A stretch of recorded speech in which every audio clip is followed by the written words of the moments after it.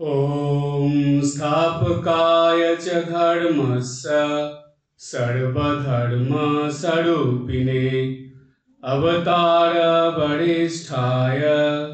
रामकृष्णाय ते नमः।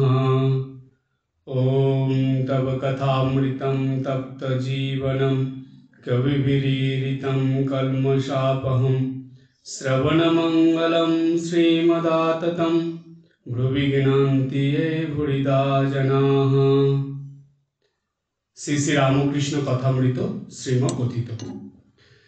ঠাকুর শ্রী রামকৃষ্ণ দেবের বলা বিভিন্ন উপমা ও গল্প নিয়ে আমাদের এই আলোচনা। এই আলোচনায় গতকাল আমি ঠাকুরের বলা একটি বিখ্যাত গল্প সম্বন্ধে শুরু হয়েছিল কথা। তার মধ্যে ঠাকুর যেই প্রসঙ্গে গল্পটা বলেছিলেন, গল্প বলার আগে কিছু কথা ঠাকুর বলেছিলেন, সেই নিয়ে আলোচনা হয়েছিল। আজকে সেই গল্পের মধ্যে যাব। গতকাল গল্প বলার আগে ঠাকুর এই প্রসঙ্গের শেষে বলেছিলেন যে দৈনন্দিন জীবনে আধ্যাত্মিক সাধনা করতে হলে ভিতরে খুব রোগ চাই। ভেতরে মানে হলো মনের মধ্যে। খুব রোগ না থাকলে দৈনন্দিন জীবনে, বিশেষ করে সংসার জীবনে সাধন ভজন করা যায় না। এই কথা জগৎজননী শ্রীমা সারদা দেবী বলেছিলেন যে সংসারে এত সমস্যা, ঝামেলা, অসুবিধা, এসবের মধ্যে সাধন ভজন করতে হয়, গুরুবাক্য পালন করে চলতে হয়, কিন্তু সেটা করার জন্য মনে খুব রোগ দরকার। রোগ মানে হলো জেদ দরকার, না আমি করবই, এটাকে বাদ দেব না, এইরকম মনোভাব দরকার। তো সেই প্রসঙ্গে ঠাকুর তীব্র বৈরাগ্যের কথা বলেছিলেন। এই তীব্র বৈরাগ্য বোঝানোর জন্য খুব সুন্দর একটা গল্প ঠাকুর বললেন। ঠাকুর বলছেন, তীব্র বৈরাগ্য কাকে বলে? একটি গল্প শোনো। এক দেশে অনাবৃষ্টি হয়েছে। চাষিরা সব খানা কেটে দূর থেকে জল আনছে। একজন চাষার খুব রোগ আছে। সে একদিন প্রতিজ্ঞা করলে যতক্ষণ না জল আসে, খানার সঙ্গে আর নদীর সঙ্গে এক হয়, ততক্ষণ খানা খুঁড়ে যাবে। এদিকে স্নান করবার বেলা হলো। গৃহিণী মেয়ের হাতে তেল পাঠিয়ে দিল। মেয়ে বললে, বাবা বেলা হয়েছে, তেল মেখে নিয়ে ফেলো। সে বললে, তুই যা, আমার এখন কাজ আছে। বেলা 2 প্রহর, 1টা হলো। তখনও চাষা মাঠে কাজ করছে, স্নান করার নামটি নাই। তার স্ত্রী তখন মাঠে এসে বললে, এখনো নাও নাই কেন? ভাগ জুড়িয়ে গেল। তোমার যে সবই বাড়াবাড়ি, না হয় কাল করবে, কি খেয়ে দিয়েই করবে। গালাগালি দিয়ে চাষা কোদাল হাতে করে তাড়া করলে আর বললে, তোর আক্কেল নেই? বৃষ্টি হয় নাই, চাষবাস কিছুই হলো না, এবার ছেলেপুলে কি খাবে? না খেয়ে সব মারা যাবি। আমি প্রতিজ্ঞা করেছি মাঠে আজ জল আনবো, তবে আজ নাওয়া খাওয়া কথা কব। স্ত্রী গতিক দেখে দৌড়ে পালিয়ে গেল। চাষা সমস্ত দিন হাড় ভাঙা পরিশ্রম করে সন্ধ্যার সময় খানার সঙ্গে নদীর যোগ করে দিল। তখন একধারে বসে দেখতে লাগলো যে নদীর জল মাঠে কুলুকুলু করে আসছে। তার মন তখন শান্ত আর আনন্দে পূর্ণ হলো। বাড়ি গিয়ে স্ত্রীকে ডেকে বললে, নে এখন তেল দে আর একটু তামাক সাজ। তারপর নিশ্চিন্ত হয়ে নিয়ে খেয়ে সুখে ভোস ভোস করে নিদ্রা যেতে লাগলো। এই রোগ তীব্র বৈরাগ্যের উপমা। আর একজন চাষা, সেও মাঠে জল আনছিল। তার স্ত্রী যখন গেল আর বললে, অনেক বেলা হয়েছে, এখন এসো, এত বাড়াবাড়িতে কাজ নাই। তখন সে বেশি উচ্চবাচ্য না করে কোদাল রেখে স্ত্রীকে বললে, তুই যখন বলছিস তো চল। সকলের হাস্য। সে চাষার আর মাঠে জল আনা হলো না। এটি মন্দ বৈরাগ্যের উপমা। এই দুটো গল্প বলে ঠাকুর বলছেন, খুব রোগ না হলে চাষার যেমন মাঠে জল আসে না, সেইরূপ মানুষের ঈশ্বর লাভ হয় না। গল্প বললেন, গল্পের মূল কথা বলে দিলেন গল্পের পরে। তো আমরা এই গল্পের মধ্যে আসি। ঠাকুর কথামৃতে যত উপমা এবং গল্প বলেছেন, সেগুলোর প্রত্যেকটা গল্পের মধ্যে খুবই গভীর, তাৎপর্যপূর্ণ, গুরুত্বপূর্ণ, প্রয়োজনীয়, দরকারি এত রকম শিক্ষা আছে, যেটা আমাদের গল্পের ছলে ঠাকুর বলেছেন, কিন্তু তার মধ্যে থেকে শিক্ষাটা আমাদের দৈনন্দিন জীবনে পালন করার কথাও ঠাকুর জানিয়ে দিয়েছেন। তো এই যে ঠাকুর গল্পটা বললেন, এই গল্পের মধ্যে দিয়ে কি শিক্ষা দিলেন? তীব্র বৈরাগ্যের কথা বললেন। প্রথমে প্রশ্ন আসে, সংসারে থেকে নিত্যদিনে সংসারের কাজকর্ম করে এরকম তীব্র বৈরাগ্য কি সম্ভব? যদি বলা হয় সম্ভব, সেখানে প্রশ্ন আসবে কি করে সম্ভব?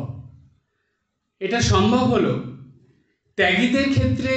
যারা ঘরবাড়ি ছেড়ে এসছে, তাদের তীব্র বৈরাগ্যের জন্যই তারা ঘরবাড়ি ছেড়ে এসেছে এবং সাধন ভজন করে জীবনযাপন করছে, সংসার থেকে দূরে সরে গেছে। কিন্তু সংসারী মানুষদের তখন সারাদিনে ভোর থেকে রাত পর্যন্ত সময়ের মধ্যে আপনারা যেমন সময় করে করে সংসারের কাজ করেন, ঠিক তেমনি সময় করে করে ঈশ্বরের আরাধনা, সাধনা, পূজা পাঠ, জপ ধ্যানের জন্য সময় রাখতে হবে।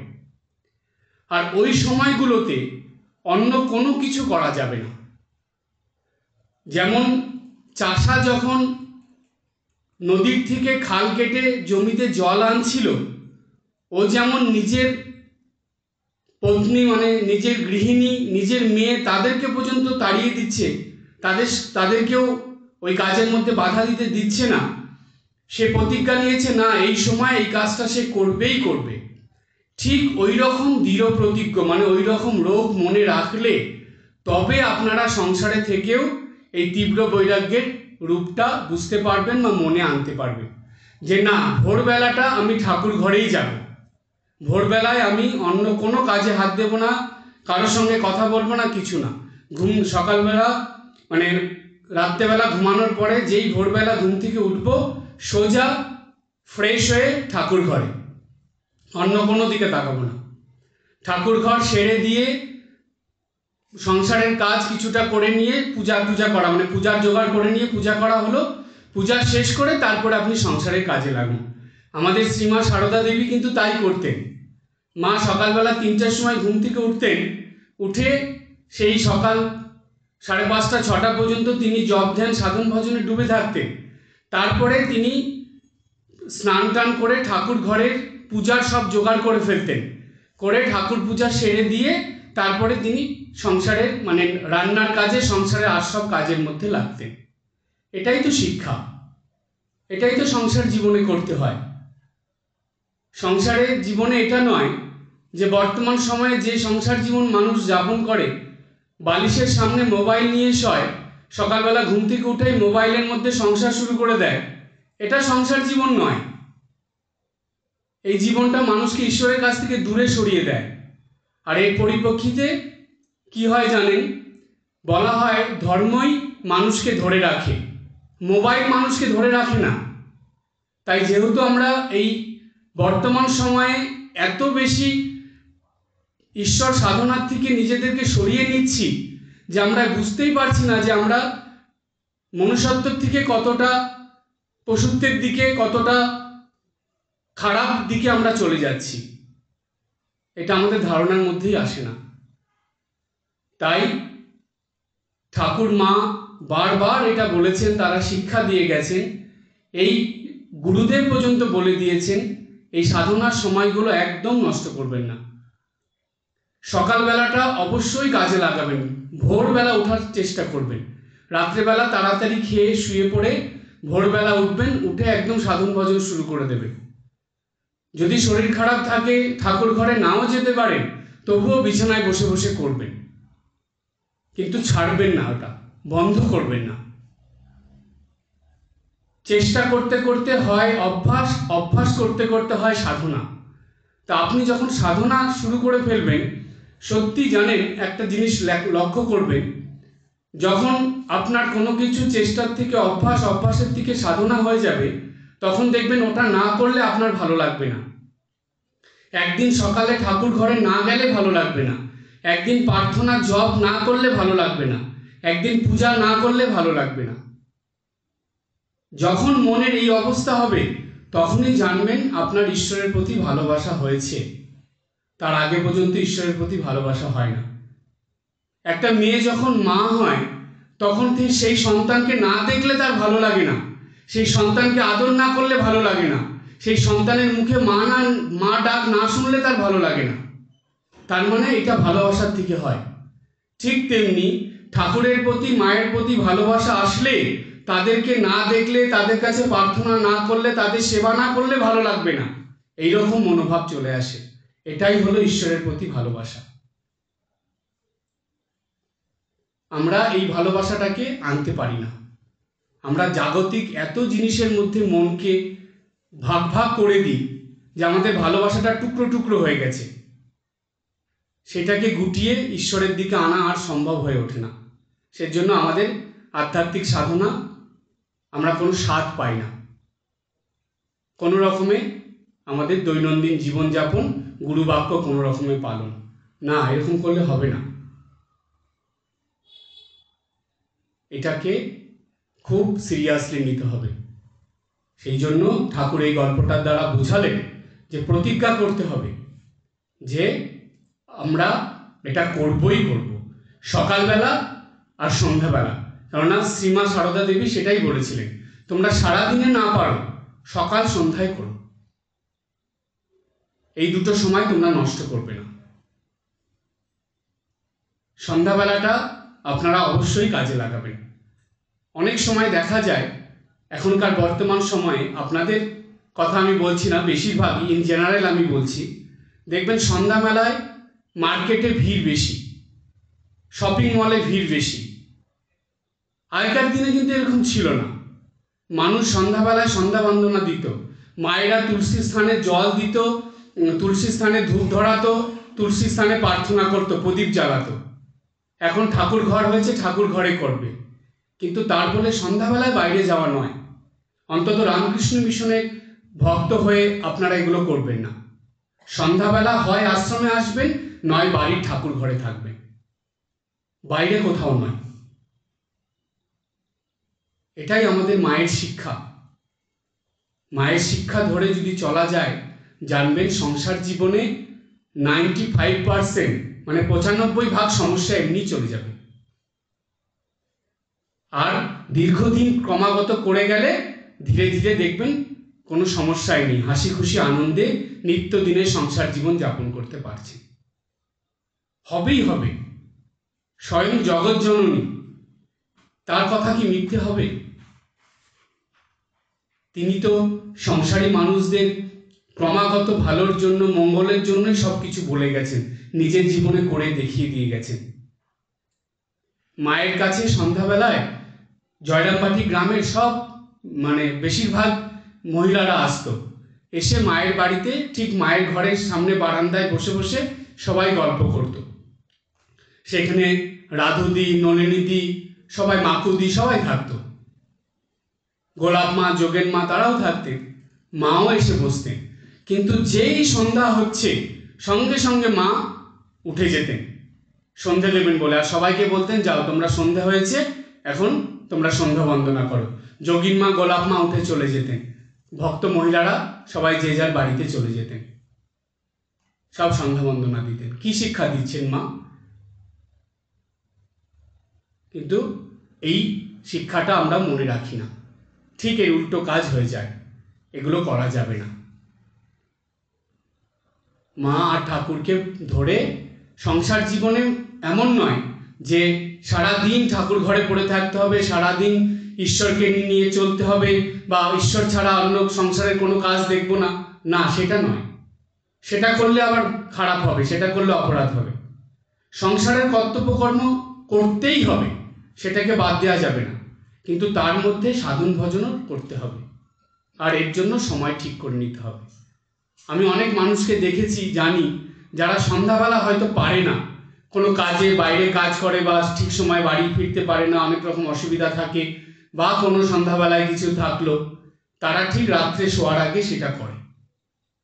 দিনে দুবার করতেই হবে, সন্ধ্যায় না পারলে রাত্রে শোয়ার আগে করবে, কিন্তু করতে হবে।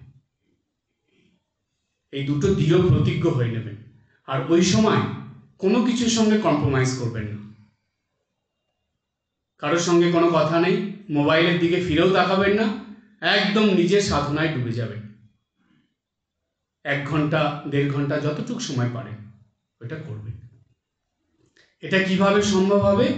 এই প্রসঙ্গে আমরা একটা গীতার কথাতে আসি। গীতাতে অর্জুন ভগবানকে যুদ্ধক্ষেত্রে, ওই যুদ্ধের আগে, যুদ্ধ শুরু করার আগে, যখন অর্জুনের সঙ্গে ভগবানের কথোপকথন হচ্ছে, তখন অর্জুন অনেকগুলো প্রশ্ন করেছিলেন। ভগবান বলছেন, অর্জুন শুনছেন, বুঝছেন, যেটা বুঝছেন না প্রশ্ন করছেন, আবার ভগবান তার উত্তর দিচ্ছেন। এই যে অর্জুনের সঙ্গে ভগবানের কথোপকথন, এটা শুধু অর্জুন আর ভগবানের জন্য নয়। অর্জুন হলেন সমগ্র মানব জাতির প্রতিনিধি। তিনি মানুষ হয়ে গেছেন, আর ভগবান স্বয়ং অর্জুনের মাধ্যমে সমগ্র মানব জাতিকে শিক্ষা দিচ্ছেন, বলে দিচ্ছেন। এটা আমাদের সবার জন্য, আমাদের সবার দিক থেকে ভেবেই অর্জুন প্রশ্ন করলেন ভগবানকে। কি বললেন? অর্জুন বললেন, চঞ্চলং হি মনঃ কৃষ্ণ প্রমাথি বলবৎ দৃঢ়ম তস্যাহং নিগ্রহং মন্যে বায়রিব সুদুষ্করম। কি জিজ্ঞেস করলেন ভগবানকে অর্জুন? বললেন, হে কৃষ্ণ, মন অত্যন্ত চঞ্চল, বিক্ষোভকারী, দৃঢ় ও শক্তিশালী। তাই একে বশে রাখা আমি বায়ুকে নিরুদ্ধ করার মতো দুষ্কর বলে মনে করি। সত্যি তাই। সংসার জীবনে মন প্রচণ্ড চঞ্চল থাকে, একটার পর একটা কিছু লেগেই থাকে মনের ভিতরে। মনকে কিছুতেই বসে রাখা যায় না। ঠাকুর ঘরে ঢুকে একটু চোখ বুজে বসলেই হাট বাজার শুরু হয়ে যায়। চোখ খুলে দেখছি কিছু নেই, কিন্তু মনের ভিতর চলছে। একমুখী করা যাচ্ছেই না, যে আমি যে শুধু ঠাকুরের চিন্তা করব, মায়ের চিন্তা করব, গুরুদেবের চিন্তা করব, কিছুতেই করা যাচ্ছে না। চোখ খুললে দেখছি কিছু নেই, যেই চোখ বন্ধ করছি বাস ভিতরে শুরু হয়ে গেল। এত মন চঞ্চল, এটা হয় প্রত্যেকটা মানুষেরই তাই। তাহলে এই চঞ্চল মনকে নিজের বশে করার জন্য কি করা দরকার? তার কারণ, মনকে বশে না করতে পারলে, কন্ট্রোলে না করতে পারলে সাধনা করা যায় না। অর্থাৎ এই বহুমুখী মনকে একমুখী না করতে পারলে ঈশ্বরের দিকে নিয়ে যাওয়া যায় না। তো অর্জুনের এই কথা শুনে ভগবান কি উত্তর দিলেন দেখুন, কত সুন্দর ভগবান বললেন। ভগবান বললেন, অসংশয়ং মহাবাহো মনো দুর্নিগ্রহং চলম অভ্যাসেন তু কৌন্তেয় বৈরাগ্যন চ গীহতে। বলছে, ভগবান বললেন, হে মহাবাহ, মন নিঃসন্দেহে চঞ্চল, একে বশে রাখা দুষ্কর, কিন্তু হে কুন্তিপুত্র অর্জুন, অভ্যাস ও বৈরাগ্য দ্বারা একে বশ করা যায়। দুটো জিনিস বলে দিলেন ভগবান। একটা বললেন মনকে বশ করার উপায় দুটো, একটা হলো অভ্যাস আর একটা হলো বৈরাগ্য। অভ্যাসটা কি? এটা আমি বারবার বলি আপনাদের, এর আগেও বলেছি, আবারও বলছি। কোনো একটা কিছু ক্রমাগত চেষ্টা করতে করতে অভ্যাসে পরিণত হয়, আর অভ্যাস করতে করতে সেটা সাধনায় পরিণত হয়। ছোটবেলায় আমরা অ আ ক খ জানতাম না, আমরা এবিসিডি জানতাম না।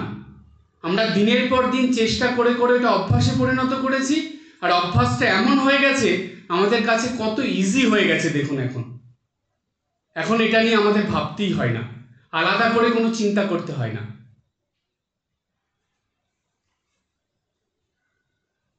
ইংরেজিতে একটা কথা আছে, everyday practice makes man easy. প্রতিদিন অভ্যাস মানুষকে সহজ করে দেয়। কি সহজ করে দেয়? মানুষের যে কোনো কাজ সহজ হয়ে যায় শুধু অভ্যাসের দ্বারা।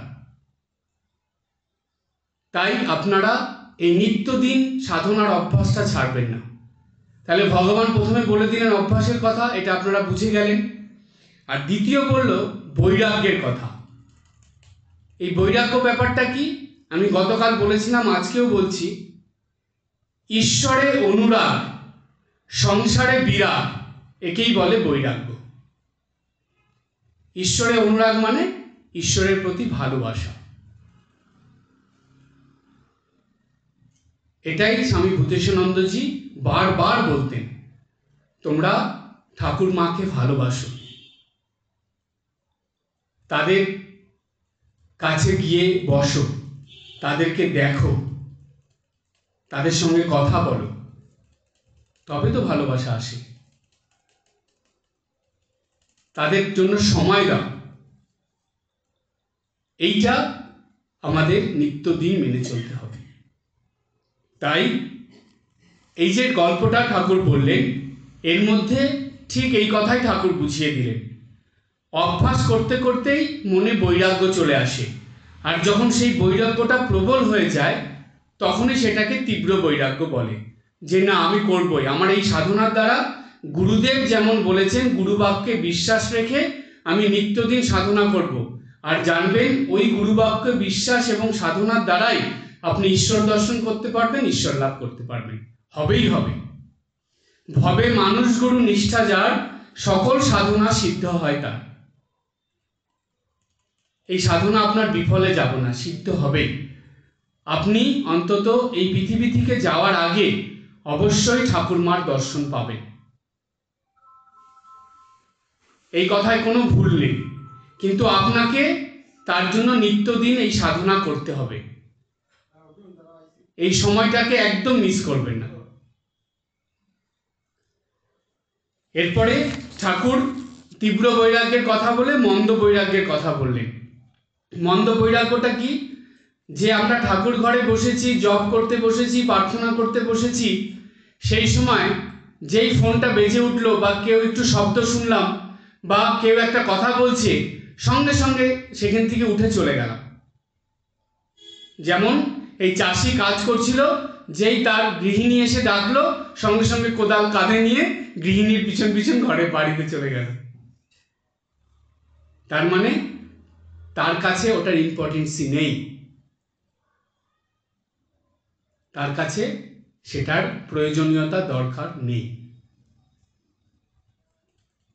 সেই কারণে আমাদের এই জীবনে মন্দ যেমন থাকবে, সেটাকে ভালো করার ক্ষমতাও মানুষের মধ্যে থাকে। তাই দৈনন্দিন জীবনে বর্তমান সময়ে যা পরিস্থিতি, তাতে করে এই সকাল সন্ধ্যা বা সকাল রাত্রি দুটো সময় ঠিকভাবে সাধন ভজন ধরে না রাখলে এই মানব জীবন সার্থক করা যাবে না। বারে বারে এই সংসারে আসতে হবে, এই রকম জ্বালা যন্ত্রণা ভোগ করে যেতে হবে।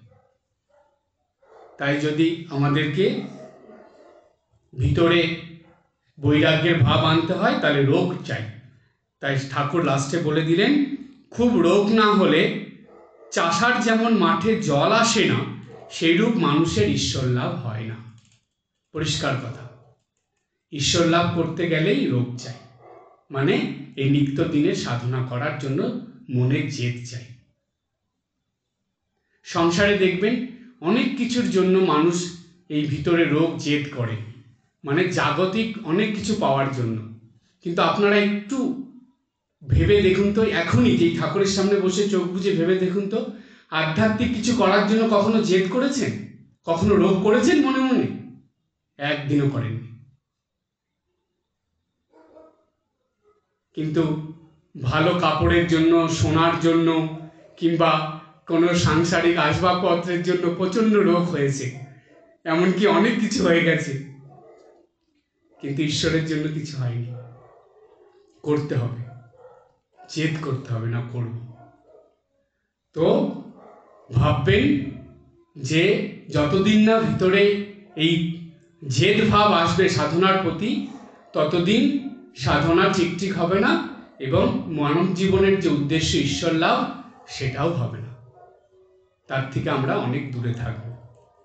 তাই সেটা যাতে না হয়, এই অমূল্য মানব জীবন যাতে নষ্ট না হয়, তাই ঠাকুরের কথা, মায়ের কথা আমরা সবসময় মেনে চলব এবং সেটাই নিত্যদিন পালন করব। নিত্যদিন এই জেদ করে সাধনা করব না, আমি করবই, ঝড় বৃষ্টি তুফান অশান্তি যাই হোক আমি ছাড়ব না, সাধনা আমি করবই, ঠাকুরের কাছে বসবই, ঠাকুর মার সেবা না করে অন্য কিচ্ছু করব না, এইরকম মনোভাব আনুন। তাহলেই দেখবেন ঠাকুর মার প্রসন্নতায়, কৃপায়, আশীর্বাদে এই মানব জীবন ধন্য হয়ে যাবে। আজকে এই পর্যন্ত। সবাই ভালো থাকবেন, হাসি খুশি আনন্দে থাকবেন। ওম জননীং শারদাম দেবীম রামকৃষ্ণম জগদ্গুরুম পাদপদ্মে তয়ো শ্রিত্বা প্রণমামি মুহুর্মুহুঃ।